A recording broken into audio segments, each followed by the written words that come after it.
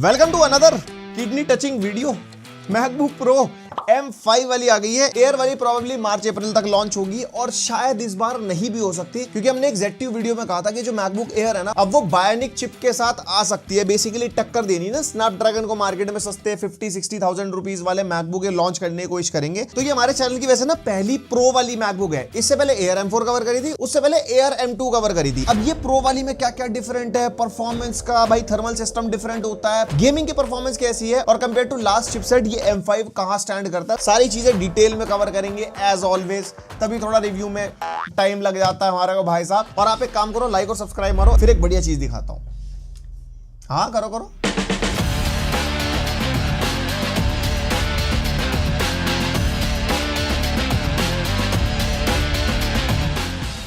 और ये जो प्रो M5 14 इंचेस वाली है, इसकी स्टार्टिंग 1,69,990 की है। उसके ऊपर 10,000 का कार्ड ऑफर भी है। 1,60,000 की आप इसको ले सकते हो। और बेस वेरिएंट 16 and 512 GB है। उससे ऊपर 24 GB 1 TB के ले जाओगे तो ज्यादा नहीं 2,10,000 रुपए, ज्यादा होता थोड़ी है भाई साहब। मैकबुक सस्ती आइटम। और M5 के साथ 16 इंचेस का वेरिएंट इन्होंने लॉन्च नहीं किया इस बार। एंड अगर आज की रेट में एयर M4 देखते हो तो 1 लाख के आसपास होती है। सेल में 80,000 90,000 तक गई थी, वो आगे पीछे आप देख लेना। M4 से कितना डिफरेंस है वो भी कवर करेंगे कि आपको M4 के लिए जाना चाहिए या M5 के लिए जाना चाहिए। अब देखो मैकबुक है, design wise full on premium feel आपको आएगी। कंप्लीट मेटल बॉडी है, एप्पल का यहाँ पे लोगो मिल जाएगा। डिट्टो सेम लुक्स वही है जो पिछली वाली प्रो की थी, या फिर अगर आप एयर को भी कंपेयर करोगे तो थिकनेस वगैरह का डिफरेंस आता है। फिजिकली ज्यादा कुछ डिफरेंट यहाँ पे नहीं है, बट हाँ बिल्ड क्वालिटी बहुत सॉलिड है। एक हाथ से लिड तो आराम से ओपन हो ही जाती है और मैक्सिमम कुछ इतनी चली जाती है इसकी टॉप लिड। और भाई स्क्रीन वॉबल वगैरह सच कुछ नहीं है, कोई टॉप लिड या कीबोर्ड फ्लेक्स नहीं है, एकदम बढ़िया कंप्लीट सॉलिड बिल्ड के साथ आती है। बस हाँ थोड़ी सी पुरानी होती है मैकबुक, कुछ इस तरीके से पेंट उतर जाते हैं कोनों में से। और यही सेम चीज तो आईफोन 17 प्रो के साथ भी हो रही है। मैं देख रहा था बहुत सारे इमेजेस, मेरे के साथ नहीं हुआ अभी तक।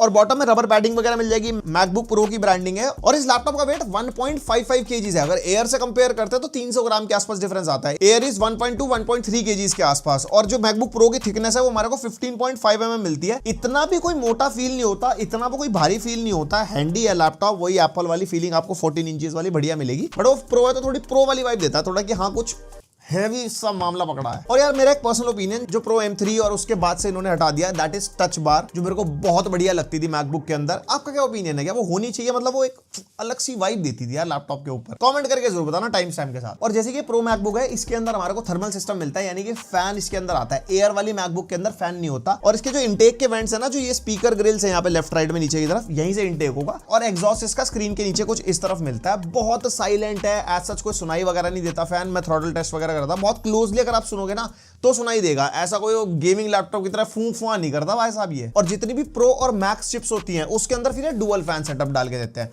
वो हमने टेस्ट नहीं करा। वो क्या है ना, किडनी भैया बची नहीं है, खत्म। और कीबोर्ड वही सेम मैकबुक वाला मिलता है। सीजर स्विच कीबोर्ड है, टाइपिंग फील बहुत बढ़िया, सिंगल कलर बैकलाइट कीबोर्ड है। व्हाइट कलर की लाइट मिलती है। सेटिंग्स में जाकर इसकी ब्राइटनेस आप कंट्रोल कर सकते हो। वैसे सराउंडिंग की लाइटिंग के हिसाब से भी इसकी ब्राइटनेस कम ज्यादा हो जाती है। टाइपिंग फील बहुत बढ़िया है इसके कीबोर्ड की। मतलब अगर मैं विंडोज लैपटॉप से कंपेयर करता हूं, योगा सीरीज इसी के प्राइस पॉइंट पे आती है, जो महंगे लैपटॉप है 1.5 लाख के आसपास में, उसके कीबोर्ड्स मुझे बहुत अच्छे लगते हैं विंडोज में। बट मैकबुक का एक्सपीरियंस मैकबुक का ही है। और टच आईडी हमारे को मिल जाती है, जो पावर बटन है उस पर अपना उंगली लगाओगे एकदम बढ़िया अनलॉक हो जाता है। मेरे हिसाब से फेस आईडी वगैरह थोड़ा मैकबुक में दे दो तो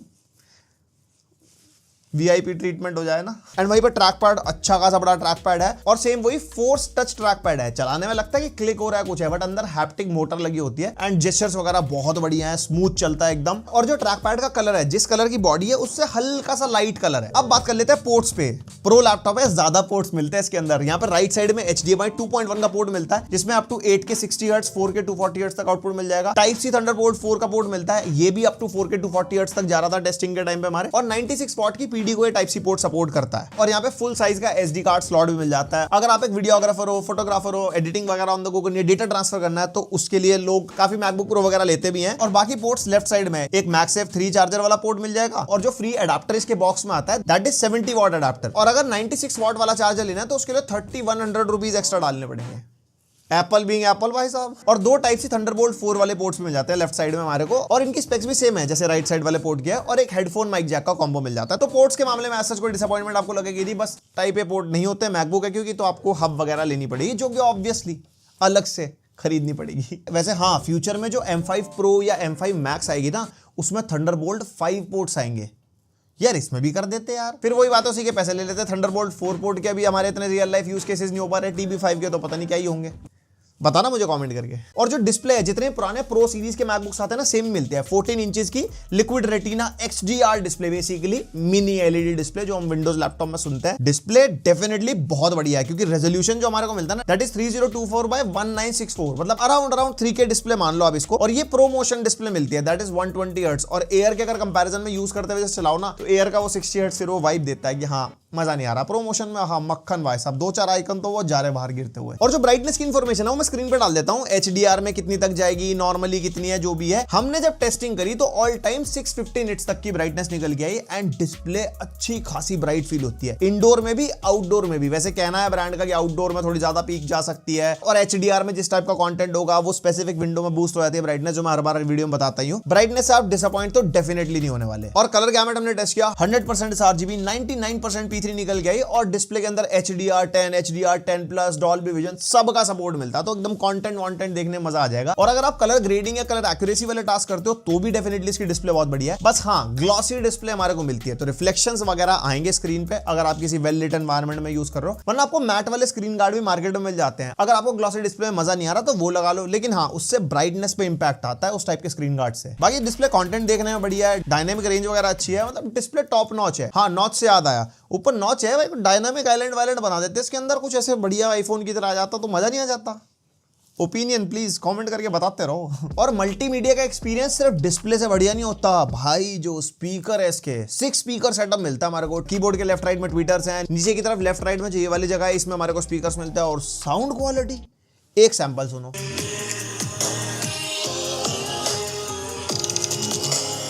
बढ़िया लाउड, बढ़िया क्रिस्प, स्टीरियो सेपरेशन फील होता है। मतलब मैं कह सकता हूं ऐसे स्पीकर्स मैंने अभी तक किसी विंडोज लैपटॉप में नहीं सुने।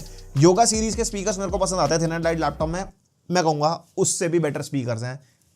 मजा आ जाएगा भाई साहब। अगर एक्सपीरियंस करना है एप्पल स्टोर में जाओ आसपास और एक बार सुन के आओ। और ये इसका वेबकैम टेस्ट है, और माइक भी लैपटॉप का यूज हो रहा है। लैपटॉप्स की मार्केट में सबसे बढ़िया वेबकैम मेरे को मैकबुक का ही लगता है, और इसका वेबकैम और एयर का वेबकैम हमारे को सेम ही मिलता है, 1080p 30 fps वाला। बाकी क्वालिटी कैसे लगी मेरे को कमेंट करके बताओ, नहीं बताओगे। और जब आप वेबकैम ऑन करोगे तो ऊपर आप यहाँ से सारे फीचर्स वगैरह देख सकते हो, जैसे सेंटर स्टेज मिल जाता है, वही ऑटोमेटिक फ्रेमिंग होगी। पोर्ट्रेट अगर आप लगाओगे काफी बढ़िया हमारे को बैकग्राउंड ब्लर मिलता है, और उसकी इंटेंसिटी भी आप कम ज्यादा कर सकते हो। एक स्टूडियो लाइटिंग का फीचर मिलता है जो काफी प्रोफेशनल सी लाइटिंग कर देता है, ऑन ऑफ अगर करते हैं ना तो वो दिखता है इफेक्ट इसका। एंड उसके अलावा रिएक्शंस वगैरह आप ऐड कर सकते हो स्क्रीन पे, अगर आप कोई वॉइस कॉल वगैरह ले रहे हो, बैकग्राउंड आप ऐड कर सकते हो। और जैसे कि इसकी परफॉर्मेंस बहुत अच्छी है तो काफी सीमलेसली यहाँ पे बैकग्राउंड ऐड हो जाते हैं, और अपने मल्टीपल अपने कस्टम बैकग्राउंड भी चाहो तो आप ऐड कर पाओगे। और एक डेस्क व्यू भी हमारे को मिलता है जिसमें इसके फ्रंट कैमरा को ये कन्वर्ट कर देता है पूरा वाइड, और अगर आपको अपना डेस्क का कुछ दिखाना है तो आराम से आप इसके अंदर दिखा पाओगे। वो बेसिकली स्टिचिंग वगैरह इतनी हो जाती है ना, तो इमेज बहुत ज्यादा अजीब सी दिखाई देती है। कुछ ऑन द गो किसी मीटिंग्स वगैरह में यूज करना है तो उसमें आप कर पाओगे, वरना डेस्क व्यू के लिए सेपरेटली अगर आईफोन कनेक्ट कर रखा ना, वो बहुत बढ़िया एक्सपीरियंस देता है, बिकॉज सेंसर बढ़िया है ना उसका। और फोटो बूथ ऐप के अंदर भी नीचे हमारे को बहुत सारे इफेक्ट्स वगैरह मिल जाते हैं, जैसे फेस वाले इफेक्ट्स तो भाई बहुत ही बढ़िया है, चिपमंक वगैरह हो गया या फिर डिफरेंट फेस इफेक्ट्स हो गए। मतलब कलाकारी आप सारी कर पाओगे, वेबकैम से आप डिसअपॉइंट नहीं होने वाले। अब तकनीकी बातों पे आ जाते हैं। M5 सिलिकॉन चिप मिल जाती है आपको इसके अंदर, और 10 कोर वाला CPU है, 10 कोर वाला ही GPU मिलता है। और इसके अंदर वो वेरिएंट वाला सीन नहीं है कि लोअर एंड वेरिएंट में कम कोर है, हायर एंड वेरिएंट में ज्यादा है, जो एयर में ज्यादातर करते भी हैं। यहाँ पे सब वेरिएंट के अंदर सेम ही आपको चिपसेट मिलेगा, और 16GB रैम वाला वेरिएंट है हमारे पास। इससे ऊपर जाते तो किडनी बेचनी पड़ जाती है भाई साहब। उसके अलावा 512GB की SSD हमारे को मिलती है, एंड प्रॉपर Gen 4 वाली स्पीड्स हमारे को मिलती है। मैं मैकबुक प्रो M4 की स्पीड्स भी देख चुका हूं, उसके अंदर 3500 Mbps के आसपास ही मिली थी। प्रॉपर Gen 4 है, यानी कि स्टोरेज इन्होंने इंप्रूव कर दी है। और कनेक्टिविटी में Wi-Fi 6E and Bluetooth version 5.4। मुझे समझ नहीं आया कि अभी लेटेस्ट कनेक्टिविटी दे सकते थे, क्योंकि Wi-Fi 7 अब बहुत जल्दी आने वाला है, और Wi-Fi 7 ये अपने लेटेस्ट आईफोन सीरीज वगैरह में दे रहे हैं, तो लेटेस्ट मैकबुक में क्यों नहीं भाई साहब? गलत बात है ना ये, मेरे को कमेंट करके बताते रहो आप, देखो आपका क्या ओपिनियन है। और अपग्रेडेबिलिटी वो क्या होता है, वो एप्पल में होता ही नहीं है। रैम स्टोरेज नहीं भाई साहब, जो लिया है पहले ले लो, जो सेलेक्ट करना है पहले कौन सी किडनी बेचनी है खुद सोच लो, उस हिसाब से स्टोरेज और रैम सेलेक्ट कर लो। और अब थोड़ी परफॉर्मेंस की बात कर लेते हैं। Cinebench R23 आप देख सकते हो, यहाँ पे M3, M4, M5 की परफॉर्मेंस आप देख पाओगे। M5 के स्कोर्स काफी अच्छे खासे हैं, और हर बार की तरह ये 15 से 20% का जंप ही देते हैं, जैसे आप Cinebench 2024 में देख सकते हो। इसके अंदर भी हमारे को लगभग 30% के आसपास डिफरेंस मिलता है। एंड इवन Geekbench 6 भी हमने ट्राई किया, इसके अंदर 17% के आसपास डिफरेंस है लास्ट जनरेशन से, और M3 तो फिर काफी पीछे पहुंच गई है इसके कंपैरिजन में। तो देखो CPU के हिसाब से अगर बात करें, डे टू डे आपको टास्क करने कुछ ये क्या बात कर रहा हूं मैं, 1,70,000 की मैकबुक लोगे, डे टू डे टास्क सोचोगे नहीं, कोडिंग वाली अगर बात करें, अगर आप एक स्टूडेंट हो तो आराम से web development, UX UI development, ये सब तो बेसिक है तो हो जाएगी। उसके अलावा एंड्रॉइड डेवलपमेंट, एंड्रॉइड स्टूडियो वगैरह चलाना हो तो भी कोई दिक्कत नहीं आने वाली। इवन एप्पल के किसी भी इकोसिस्टम की एप्लीकेशन आपको डेवलप करनी है तो आपको मैकबुक ही चाहिए होगी, जिसके अंदर आप एप्पल की कोई भी ऐप डेवलपमेंट वगैरह कर पाओगे। एंड अगर म्यूजिक प्रोडक्शन की बात करते हैं तो लॉजिक प्रो एक्स मिलता है, उसके बारे में तो बात करने का फायदा नहीं, because it is very optimized, और प्रो में तो और भी बढ़िया चलता है वो। और ऊपर से प्रो में पंखा भी है और सीपीयू इंटेंसिव टास्क है, तो लॉन्ग आवर्स में कंपेयर टू एयर आपको बेनिफिट मिलेगा, क्योंकि वो थर्मल्स वगैरह मैनेज हो जाते हैं ना। और यहीं पे अगर एआई की परफॉर्मेंस की बात करते हैं तो सीपीयू पे अगर आप देखोगे M3, M4, M5 इतना खास कोई ज्यादा बड़ा डिफरेंस नहीं है, वही चल रहा है 8 से 9% का डिफरेंस। लेकिन वहीं पे जैसे हमने बैकएंड को जीपीयू पे सेलेक्ट किया ना, आप डिफरेंस देखो यहाँ पे, बिकॉज हर जीपीयू कोर के अंदर हमारे को न्यूरल एक्सेलरेटर मिलता है, जिसकी वजह से एआई की परफॉर्मेंस आईफोन 17 सीरीज में भी सेम चीज हुई। अब इन्होंने मैकबुक के जो M5 लेटेस्ट चिपसेट है उसमें भी ये चीज है, यानी कि फ्यूचर में मेरे को लगता है एआई में कुछ बड़ा कर रहे हैं। वैसे तो उन्होंने अपने इवेंट में बात करी नहीं बिल्कुल एआई वगैरह की, कह रहे भाई साहब शांति से बैठ रहो, एकदम ही बम फोड़ देंगे, ऐसा मुझे लगता है। तुम्हारा क्या मानना है, क्या करोगे भाई साहब, कमेंट करोगे। और बैकएंड को न्यूरल इंजन पे हमने रखा तो इतना ज्यादा परफॉर्मेंस का डिफरेंस नहीं है। न्यूरल इंजन मतलब एनपीयू आप मान लो, लो पावर डीआई टास्क वगैरह में इतना डिफरेंस नहीं आएगा पिछली जनरेशन से, बट हाँ जीपीयू लेवल पे डिफरेंस काफी आएगा। और डीपसीक R1 का 14 बिलियन पैरामीटर्स मॉडल यूज किया यूजिंग ओलामा, और प्रॉम्प्ट वही है जो हम हर एक लैपटॉप वगैरह में यूज करते हैं। एंड जो हमारा आउटपुट निकल गया है M4 में 3 मिनट्स 57 सेकंड्स एंड M5 में 1 मिनट 21 सेकंड। तो देख रहे हो यहाँ पे 60% के आसपास बेटर परफॉर्मेंस निकाल पा रहा है M5। और जो टोकन इन्फॉर्मेशन है वो भी मैं स्क्रीन पर डाल देता हूं। और ये जो एआई और मशीन लर्निंग की परफॉर्मेंस है ना, ये वेरिएंट टू वेरिएंट भी वैरी कर सकती है कि अगर आपकी रैम ज्यादा होगी ना तो डेफिनेटली उसमें आपको बेटर परफॉर्मेंस मिलेगी। और जो ये हमने टेस्ट किया ना, इसमें सीपीयू जीपीयू रैम सब कुछ कंज्यूम होता है ताकि ओवरऑल परफॉर्मेंस निकल के आ पाए। और अगर आपका यूज केस एआई एमएल वाले टास्क ज्यादा हैं तो डेफिनेटली आपको M5 के लिए ही जाना चाहिए। और थोड़ा प्रोडक्टिविटी टेस्ट करा, जैसे पेजेड बेंच फॉर फोटोशॉप भाई 12,000 plus, Premiere Pro 5,000 plus, DaVinci Resolve 7200 plus. तो फोटोज एंड वीडियो एडिटिंग में तो कोई दिक्कत नहीं करने वाला। फोटोशॉप में बड़ी से बड़ी पीएसडी चला लो, बड़ी से बड़ी फाइल लोड कर लो, एकदम ऑप्टिमाइज तरीके से चलता है। वीडियो एडिटिंग में भी भाई ऑन बैटरी ऑफ बैटरी एकदम सेम परफॉर्मेंस मिलती है, बिना रेंडर करे टाइमलाइन आगे पीछे करने बड़ी स्मूथ होती है compare to a Windows laptop, जिसमें अगर हम रेंडर कर लेते हैं टाइमलाइन को तो ज्यादा बेटर एक्सपीरियंस मिलता है। और हाँ, कंपेयर टू एयर ये ज्यादा जल्दी गर्म नहीं होती due to better thermal system, तो आपको लंबे आवर्स में बेनिफिट मिलेगा। अगर आप प्रोफेशनल वीडियो या फोटो एडिटर हो ना तो प्रो साइड आप जाओ, फिर चाहे आप कोई भी मैकबुक में जा रहे हो, डिपेंडिंग अपॉन योर बजट। और हाँ, आफ्टर इफेक्ट्स का बेंचमार्क मैं रन करके देख रहा था, उसके लिए ना मिनिमम 18 GB रैम चाहिए होती है। ऐसा नहीं है इसमें आफ्टर इफेक्ट्स चलेगा नहीं, चला सकते हो आप, लेकिन वो बेंचमार्क के नंबर निकालने के लिए थोड़ी रैम ज्यादा चाहिए। बाकी अगर आपकी जेब में गांधी जी ज्यादा है तो आप 32 GB रैम वाले वेरिएंट के लिए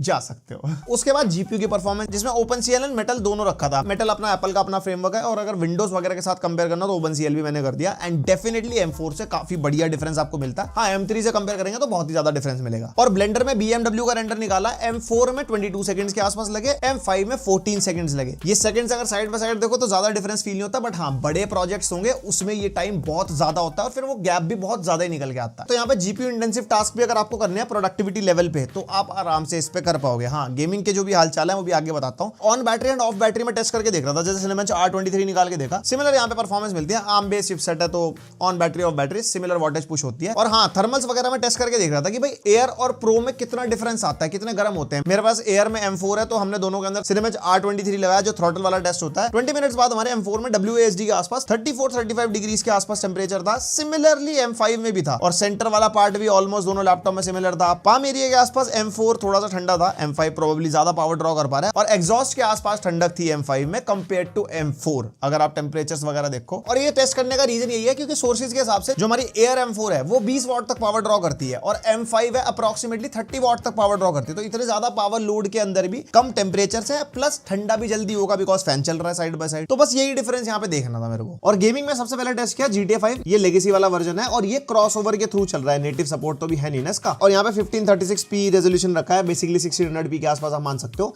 70 to 80 FPS के आसपास यहाँ पे हमारे को मिल रहा है नॉर्मल सेटिंग्स पे, यानी कि M5 भाई अपनी परफॉर्मेंस तो काफी बढ़िया निकाल के दे रही है। उसके वजह से एल्डन रिंग भी ट्राई करके देख रहा था भाई, 45 to 50 FPS 1080p low settings पे बढ़िया खिलवा पा रहा था। और उसके बाद ब्लैक मिथ वुकोंग भी मैंने ट्राई किया जिसमें लो सेटिंग्स ही रखी थी, FSR 3 ऑफ रखा था तो 25-30 FPS के आसपास आ रहे थे, लेकिन जैसे फ्रेम जनरेशन ऑन किया 60 FPS के आसपास तक आ गए थे। उसके बाद गोस्ट ऑफ सुशिमा, इसमें तो हाई सेटिंग्स पे टेस्ट करके देख रहे थे क्योंकि FPS अच्छे आ रहे थे, तो यहाँ पे फ्रेम जनरेशन लगा के आराम से 70 to 80 FPS। उसके बाद हॉगवर्ट्स लेगेसी में भी आराम से लो सेटिंग्स में हमारे को 55 to 60 FPS मिल रहे थे। द लास्ट ऑफ अस 2 में भी मीडियम सेटिंग्स पे 1080p पे फ्रेम जनरेशन लगा के 60-65 FPS के आसपास मिल रहे थे, बढ़िया स्मूथ। और स्पाइडरमैन भी हमने टेस्ट किया था 1080p हाई सेटिंग्स पे, FPS तो अच्छे दे रहा था 45-50 के आसपास, लेकिन बीच बीच में ना गेम बिल्कुल ही चिपक जा रहा था एकदम, जैसे कुछ रेंडर नहीं कर पा रहा या फिर वो लोडिंग पे चला गया कुछ इस तरीके से, जिसमें स्पाइडरमैन का लोगो नीचे घूमने लग जाता है। प्रोबेबली अभी वो क्रॉसओवर का सपोर्ट अच्छा नहीं है, प्रोबेबली फ्यूचर में शायद ये भी चलना शुरू हो जाए। उसके बाद फिर मैंने RDR2 भी टेस्ट किया, इसमें भी बढ़िया स्टेबल 55 to 60 FPS के आसपास मिल रहे थे फेवर परफॉर्मेंस पे, जो लो सेटिंग्स होती है, और FSR भी क्वालिटी पे था। और हेलब्लेड 2 भी टेस्ट करके देख रहे थे, जो कि बहुत हैवी गेम है। इसमें रेजोल्यूशन 960p आता है, जो अब 1080p के आसपास होता है ना। FSR क्वालिटी पे रखा था, ठीक ठाक आराम से 40 FPS मिल गए थे। और नेटिव सपोर्ट मिलता है साइबरपंक का, जिसमें लो सेटिंग्स रखी थी। मेटल FX को क्वालिटी पे रखा था हमने, जो इनकी एप्पल वालों की अपनी अपस्केलिंग है। 100-120 FPS मिल रहे थे, बट हाँ हमने फ्रेम जनरेशन के लिए FSR यूज करा था, तभी इतने फ्रेम रेट मिल रहे थे। उसके बाद फिर मैंने अल्ट्रा सेटिंग्स पे भी ट्राई करके देखा विद सेम सेटिंग्स, तो आराम से 70 FPS के आसपास मिल रहे थे। और बाकी और गेम्स भी है, जैसे रेजिडेंट इविल 4 जो हमारे पास नहीं था, बट आप देख सकते हो यहाँ पे FPS हमने कहीं से उठाई है फुटेज,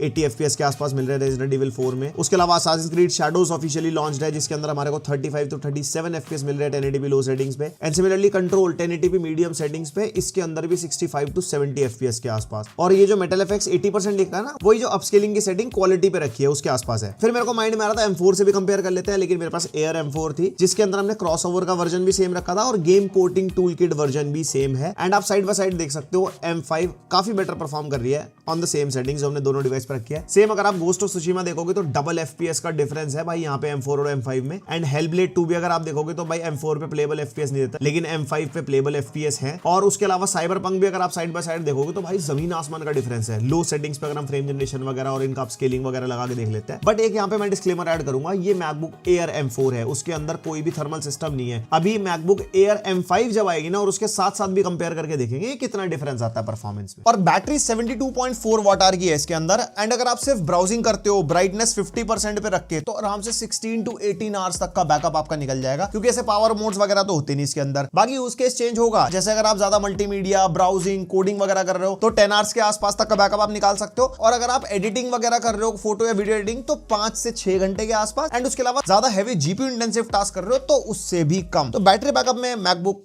डिसअपॉइंट एज सच करती ही नहीं है। और जो उसका 70 वॉट का चार्जर इनबॉक्स आता है, उससे 30 मिनट्स 45% के आसपास में चार्ज होती है, और 100% 1 hour 25 मिनट्स के आसपास लगते हैं। तो चार्जिंग स्पीड्स भी सही है। बाकी 96 वॉट उससे भी तेज करेगा। तो भाई ये था मैकबुक प्रो M5 का पूरा रिव्यू। एंड लैपटॉप देखो अच्छा खासा एक्सपेंसिव है, बेस वेरिएंट 1,70,000 का, कार्ड ऑफर लगा लो 1,60,000 तक आप ले सकते हो। एंड इस प्राइस पॉइंट पे कोई भी विंडोज लैपटॉप अगर आप लोगे ना, तो देखो ऐसी परफॉर्मेंस तो आपको दूर दूर तक नहीं मिलने वाली। भले ही AMD और इंटेल ने कितना मर्जी काम कर लिया AI लेवल पे या CPU GPU लेवल पे, थिन एंड लाइट लैपटॉप में एप्पल अपनी जगह बढ़िया बना के बैठा हुआ है। और अगर आप M3 पे हो तो मैं कहूंगा आप M5 पे जंप कर सकते हो, आपको डेफिनेटली एक सिग्निफिकेंट जंप फील होगा परफॉर्मेंस के अंदर। M4 वाले चाहे तो इग्नोर कर सकते हैं। हाँ, AI और मशीन लर्निंग रिलेटेड आपका टास्क है तो डेफिनेटली M4 वालों को भी M5 में डिफरेंस फील होगा, बिकॉज जो न्यूरल एक्सेलरेटर्स हैं वो हमारे को बहुत सही मिलते हैं M4 के कंपैरिजन में। और जो गेमिंग वाली ऑडियंस है, तुम्हारे हिसाब से भी आंसर दे देता हूं, 1.5 लाख के आसपास में आराम से 50-60 वाला गेमिंग लैपटॉप आ जाएगा, बढ़िया मल्टी फ्रेम जनरेशन, बढ़िया गेमिंग की परफॉर्मेंस, डेफिनेटली मैकबुक से तो लाख दर्जे बेटर, और मल्टीमीडिया प्रोडक्टिविटी वगैरह भी हो जाएगी। लेकिन हर किसी को गेमिंग नहीं करनी होती, किसी किसी को अच्छा फॉर्म फैक्टर चाहिए, परफॉर्मेंस अच्छी चाहिए, सिर्फ प्रोडक्टिविटी वाले टास्क करने हैं, और